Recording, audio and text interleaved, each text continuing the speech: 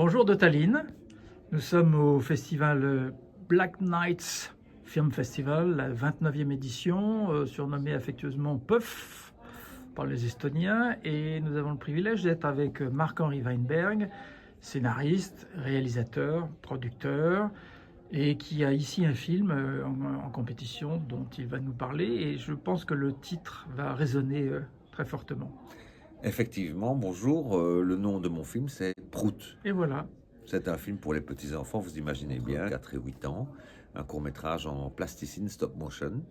Et ce court-métrage qui est présenté ici pour la deuxième fois, puisqu'il a fait son premier festival, c'était un gros festival au Fantasia à Montréal. C'est énorme, c'est un très bon Et bon puis il y a ce festival-ci, et il y a 6 autres festivals qui suivent à Brooklyn, en Espagne, au Chili. Et la semaine passée, d'ailleurs, il y a eu un festival en plus. La semaine passée, aux IFA, j'ai eu le Grand Prix au Sénégal. Voilà. Alors, il faut que tu nous parles, parce qu'on peut s'imaginer certaines choses sur le sujet, le script, l'histoire du film, c'est pas du tout ce qu'on pense. Mais non, Prout, en fait, c'est le nom de cette fameuse planète que vous connaissez, qui se trouve oui. près de la Terre, qui s'appelle Prout. Et sur la planète Prout, il y a des petits proutes qui vivent. Et tous les jours, les humains envoient des camions poubelles volants pour déverser les déchets sur cette planète. Donc des vieilles machines, des vieilles motos, des carcasses de voitures, des ordinateurs obsolètes. Et les proutes reçoivent ça sur la tête, doivent s'en accommoder.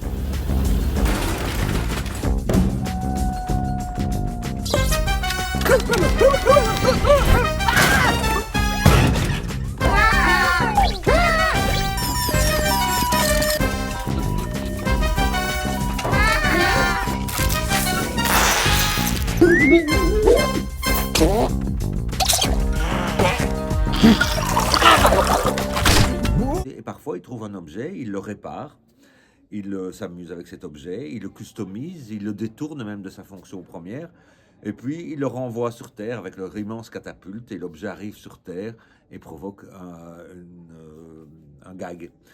Et c'est une façon comique, sans effrayer les enfants, c'est une façon comique de parler de la pollution, et avec de la poésie, avec de l'humour. Donc on veut, avec ce film, je veux informer sans effrayer et montrer qu'en fait, les humains ne polluent différents écosystèmes, le sol, les mers, l'espace, et puis qu'ils envoient leurs déchets loin.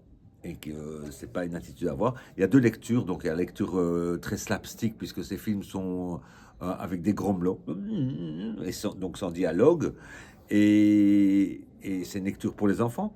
Et puis il y a la lecture pour les parents qui peuvent expliquer aux enfants ce que c'est que ces déchets, comment il faut les Alors, utiliser. ces fameux petits proutes, là, ils ont pas de bouche. À quoi ils ressemblent Alors il y en a un qui s'appelle Bean, il ressemble à une sorte de poire ou un gros haricot rouge.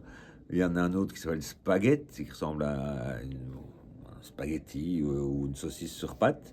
Il y a des petits proutes tout noirs. Il y a d'autres personnages, et c'est un village de petits êtres bizarres, chaleureux, sympathiques. Les thèmes du film sont d'abord l'écologie, l'invention, puisqu'ils détournent les objets, ils en font autre chose. La poésie, puisqu'ils fabriquent des tableaux, des œuvres, de la musique avec les objets. La solidarité, quand un problème arrive à un prout, ben les autres viennent l'aider. Voilà, ce sont des thèmes.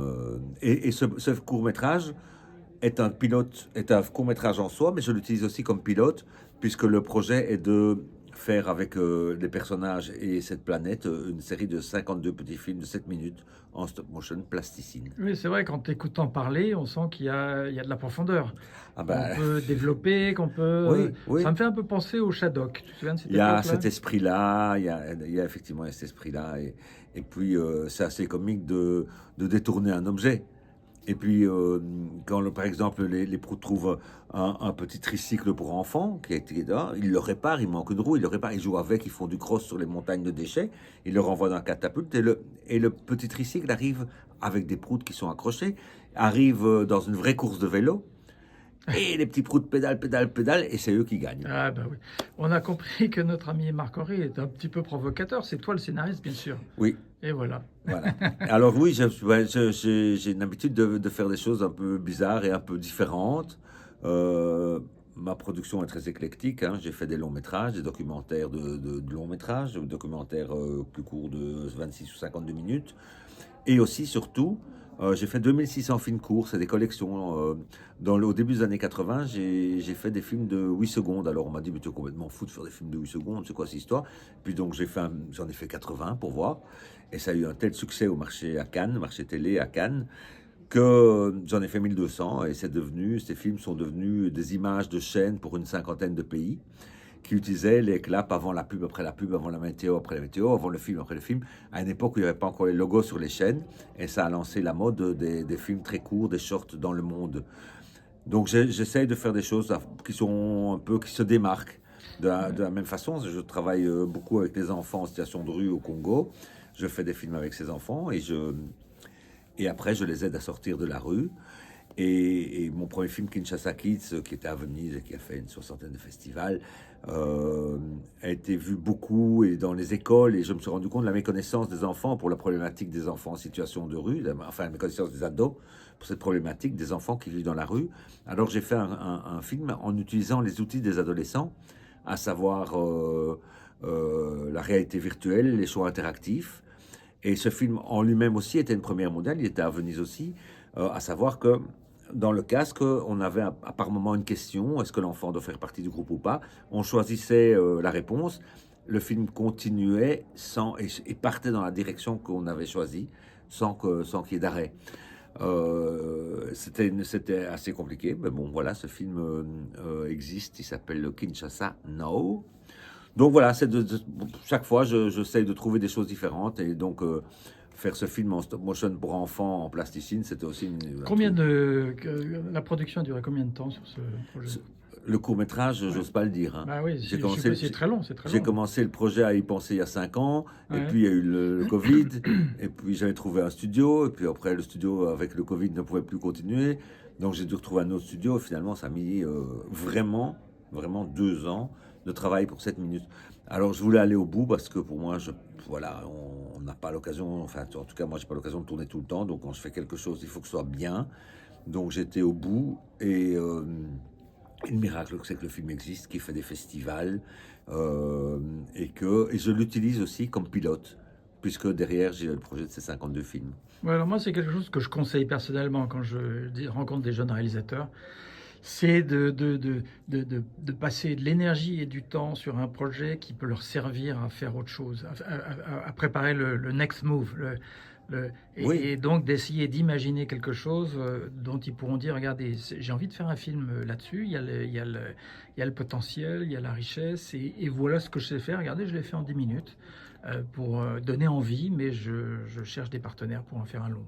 Je trouve que c'est une des méthodes pour grandir en tant que réalisateur et passer au stade suivant. Est-ce qu'il y a, oui, toi, qu'est-ce que tu donnerais comme conseil à quelqu'un qui sort de l'école alors de cinéma? le meilleur conseil que je puis donner, c'est si vous avez envie de faire un film, vous le faites. Quand j'étais student, à l'INSAS en Belgique, j'avais un projet un peu bizarre. J'avais présenté au professeur. Tout le professeur m'avait dit, mais c'est nul, c'est de la merde, qu'est-ce que tu fais là? Et un étudiant qui sortait de l'école a lu mon projet. Il a dit, mais si tu as envie de le faire, fais-le. Je l'ai fait. Le film a été présenté à un festival. Il y avait tellement de monde que finalement il a été présenté une deuxième fois. Et qu'est-ce que tu aimerais donner comme conseil aux jeunes étudiants qui sortent d'école de cinéma? Le meilleur conseil que je puis donner, c'est si vous avez envie de faire quelque chose, vous le faites. Si vous avez envie de faire un film, vous le faites. Quand j'étais étudiant, en deuxième année de l'école de cinéma à l'INSAS à Bruxelles, j'avais écrit un scénario, je l'avais présenté à mes profs, et ils m'avaient tous dit, mais c'est quoi ce truc, c'est nul, c'est de la merde. C'était en dehors des cours. Et un étudiant qui terminait l'école a lu mon projet, il m'a dit, mais tu as envie de le faire? Oui, bah alors tu le fais. Et ça, c'est un conseil que j'ai déjà donné à plusieurs personnes. J'ai fait ce court-métrage, je me suis formé. Le film a été présenté à un festival, il y avait tellement de monde qu'il a été reprojeté une deuxième fois. Et en fait, j'étais heureux d'avoir pu le faire. Et ça me suit partout. Quand je veux faire quelque chose, je vais au bout. Et c'est comme ça que j'ai fait toujours des choses qui sont pas forcément dans la lignée classique. Mais je sais plus. Par exemple, ce court métrage, si j'avais déjà fait donc de tas de choses, de longs, de documentaires, de la réalité virtuelle. Et je me suis dit, qu'est-ce que je ne sais pas faire? Ah ben voilà, j'ai envie de faire un film qui parle de la pollution avec de la plasticine pour les petits enfants. Et on m'a aussi dit, mais enfin, on fait plus ça, il faut le faire en 3D. Non, non, c'est pas la même chose.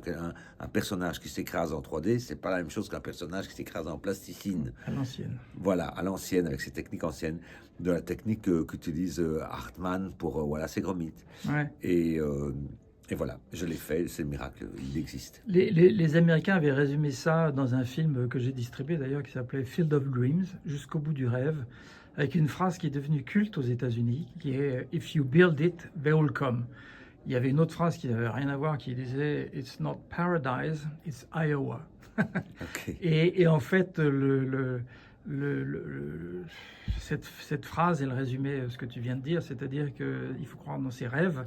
Je rajouterais une petite mention, j'ai envie de faire un film, oui, mais il y a un moment où il faut se poser la question, je le fais pour me faire plaisir à moi ou parce que j'ai envie de faire plaisir aux gens qui vont le regarder, ce qui est une question que j'ai vue dans les écoles de cinéma par lesquelles je suis passé.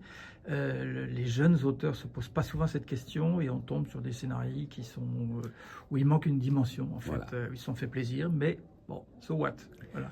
Quand on veut faire quelque chose, eh bien, il faut aller à tout prix, malgré les difficultés. Quand j'étais student avec un ami, l'année suivante, après ce court-métrage que j'avais fait en dehors, on avait eu envie avec un ami de faire un film qui se moque un petit peu des gens qui faisaient, avec une caméra qui faisait un peu n'importe quoi. C'est la suite de ce que tu dis. Ah, on a une caméra, on va faire un film. Donc on a fait un film où on se moquait de ça. C'est un film qui s'appelle Film c'est du belge. Et on n'avait pas d'argent, donc on a trouvé de la pellicule, on l'a même volé. On s'est démerdé pour le faire développer, pour le montage. Enfin, ce film nous a coûté 5000 francs belges, donc ça fait 125 €. Et puis on a eu le prix du montage. Et on a reçu un projecteur Super 8 sonore, et on a reçu le prix. On l'a vendu immédiatement à quelqu'un pour 5000 francs belges. Et donc on a fait ce film qui ne nous a rien coûté et qui a donné naissance en fait à une collection, parce qu'après on a fait le retour de Film c'est du belge, Film c'est du belge n'a pas dit son dernier mot, le triomphe de Film c'est du belge. D'ailleurs ils sont passés à TF1 en Belgique, en Suisse. Ouais, c'est filmé à l'arrache, en commando, Ouais. etc. Ben, c'était assez gag parce qu'en fait et c'est pour ça qu'on avait eu le prix du montage, parce qu'on posait des questions aux gens, on gardait les réponses, mais les questions n'étaient plus les mêmes. Ouais, ça me rappelle cette histoire de ce réalisateur, oui, Roberto Rodriguez, qui a fait un film qui s'appelait Desperado, non, pardon, qui s'appelait El Mariachi, qui avait coûté 17 000 $. Ah, oui. Et la belle histoire, la fin de cette belle histoire, c'est que Sony, le studio Sony, l'a engagé pour faire le remake, mais cette fois-ci avec un vrai budget. Et quand j'avais rencontré le réalisateur, il me disait oui, mais le premier film que j'ai fait, c'était le prix des sandwichs sur le tournage de mon deuxième. Et ceci dit, c'est grâce à ça qu'il est là où il est. Et donc, il a voulu le construire et ils sont venus, comme disent les Américains. Voilà, c'est des belles histoires comme ça qui font que le cinéma fait rêver des gens qui arrivent à transformer leurs rêves en films qui font rêver d'autres et de temps en temps des millions de personnes. Voilà, donc oui, une petite question pratique, ton film stop motion, quand tu fais ton shopping, quand tu regardes sur le circuit des festivals, il y en a 15 000, donc il y en a un paquet. Oula. Qu'est-ce que tu choisis? Tu privilégies les festivals d'animation, de fantasy ou... Il y a 15 000, oui, il y a 15 000 festivals, mais il y a 100 000 films, donc effectivement... Oui, il y a de la place, mais il faut aussi... Non, je veux dire que les festivals... Et tu ne peux pas payer un droit d'entrée dans chacun de ces films. Ah voilà. non, ça coûte, ça donc coûte. comment tu choisis? Ben pour chaque film a ses propres festivals, ou plutôt chaque festival choisit un genre de film. Donc dans ce cas-ci, c'est un film d'animation, donc déjà les festivals d'animation. C'est un film pour les petits. C'est pas un film qui va facilement aller dans les tout gros festivals, quoique Fantasia, c'est un gros festival, POF, c'est un gros festival. Après, j'ai Aix-en-Provence. Donc il y a des films qui sont adaptés à certains festivals. Voilà, c'est chaque fois Voilà. différent. Et puis l'autre conseil que je donne aussi, et là, dans le cadre du film de Marc-Henri, le premier festival donne le ton. Donc là, en l'occurrence, Fantasia, c'est un gros festival. Il y a certainement, allez, je dirais, au moins 50 journalistes déjà qui le couvrent, sans doute plus même, je dirais peut-être une centaine. Mais il y a également au moins 50 programmateurs de festivals qui viennent faire leur marché, qui regardent qu'est-ce que je vais mettre dans mon festival qui est 6 mois plus tard. Il y avait sans doute des gens d'Annecy, il y avait... voilà. Donc c'est comme ça qu'on doit faire une stratégie de festival, à la fois en étant réaliste, oui, tous les films ne sont pas bons pour Cannes, et ça sert à rien d'attendre un an en disant j'attends que Cannes me donne la réponse au mois d'avril, parce que vous allez laisser passer tout un tas d'autres festivals, mais il faut être à la fois réaliste, donc pour ça il faut s'entourer de gens qui vous donnent des conseils, qui vous disent que j'ai aimé, j'ai pas aimé, tu peux améliorer ça, etc. Mais en tout cas, donc, tous les éléments sont à prendre en compte, c'est-à-dire la taille des festivals, ceux qui ne montrent pas le film en public, mais uniquement online, etc., etc., ceux qui ont beaucoup de journalistes présents, et tout ça rentre dans une stratégie. Et après, eh bien, le ciel choisit. Et voilà, il y tout a des dépend choses du qui se film. passent. Il y a des films qui sont plus musicaux, donc il y a des festivals qui sont orientés vers la musique, des films plus anthropologiques, des films sur la montagne. Il y a plein de genres de festivals et de films différents. Un mot sur Tallinn, donc ici, belle ville, hein, en Estonie, il fait Magnifique. moins 5, etc. Qu'est-ce que tu penses de l'organisation du festival, de sa créativité? Comment tu compares ça à d'autres expériences que tu as connues? Mais ce festival est intéressant d'abord parce qu'il est un festival de catégorie A, sans être trop grand. Donc il est chaleureux, tout le monde peut se voir et se parler facilement, ce qui n'est pas le cas à Berlin ou Cannes, où là c'est plus compliqué. Il y a des sessions de films qui sont très orientées et très clairement. On peut voir des courts-métrages, on peut voir de l'animation, on peut voir des films qui sont des films plus expérimentaux aussi. Oui, il y a beaucoup de sections, c'est vrai. Et ce que je trouve intéressant ici, c'est dans l'organisation. D'abord, les gens sont extrêmement chaleureux, et puis il y a de l'invention. Qu'on trouve plus difficilement dans un très gros festival. Par exemple, pour les courts-métrages, il y avait la séance une séance de remise de prix, et on était à peu près 200 invités. Oui, Happy Few. Oui, on était 200 invités, et on attendait très précis, on avait rendez-vous à un endroit, un tram est arrivé spécialement réservé pour nous, tout le monde est monté dans le tram, on avait 20 secondes pour monter dans le tram, et dans la tram, c'était musique à fond, vodka partout. Et on a fait tout un trajet, on est arrivé dans une zone un peu désaffectée, dans un hangar, c'était très bizarre. Et là, il y avait un ring de boxe au milieu du hangar, des musiciens, et entre ces espèces de moments comiques de match de boxe, il y avait la remise des prix. Et après, on est tous repartis dans le tram, vodka et cornichons. Et c'était une façon originale, pas embêtante, comique, d'assister à une remise de prix. Welcome to Estonia. Voilà. Merci Marc-Henri. À bientôt. À bientôt.